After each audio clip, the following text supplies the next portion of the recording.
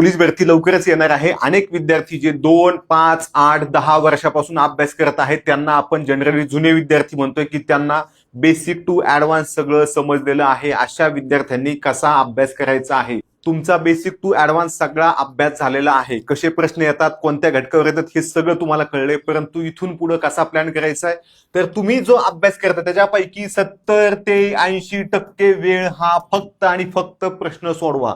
प्रश्न 2 टाईपचे सोडवायचे आहेत. एक आहेत घटकनुसार आणि एक आहे तुमच्या पेपरनुसार. त्यासोबत तुम्ही सराव सोडवा, टेस्ट सिरीज लावा, काहीही लावा.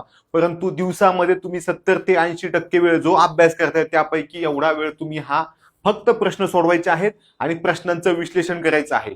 मग तुम्ही कुठलाही घोडा घ्या किंवा कुठलीही टेस्ट सिरीज लावा, त्याच्याबद्दल मला बोलायचं नाही. त्याच्यानंतर जे तुमच्याकडे पुस्तकं आहेत, जे घटक तुम्हाला कळलेले नाहीत, ज्या प्रश्नपत्रिका तुम्ही सोडवल्या आहेत त्याचं सुद्धा रिव्हिजन करायचं आहे. नुसता पेपर सोडवला, एकदा विश्लेषण केलं चालत नाही. ते पुन्हा रिवाइज करणं आवश्यक असतं. त्यासाठी तुम्ही रिव्हिजन करणं आवश्यक आहे. पुस्तकं असतील, प्रश्नसंच असतील किंवा टेस्ट सिरीज असेल, प्रत्येक गोष्टीची नोट्स सहित तुम्हाला रिव्हिजनची गरज असते. आणि जे घटक अजूनही अवघड जात आहेत, अजूनही कळत नाहीत, त्याच्या तुम्ही नोट्स काढा. लागलं तर लेक्चर बघा, लागलं तर युट्यूबला बघा, कोणाकडून तरी शिकून घ्या, मास्तरकडून शिकून घ्या किंवा पोरांकडून शिकून घ्या. परंतु अवघड घटक आता कोणताही मागे ठेवायचा नाही. वेळी मागच्या वर्षीच्या कमी जागा असणार आहेत, त्यामुळे स्पर्धा जास्त असणार आहे.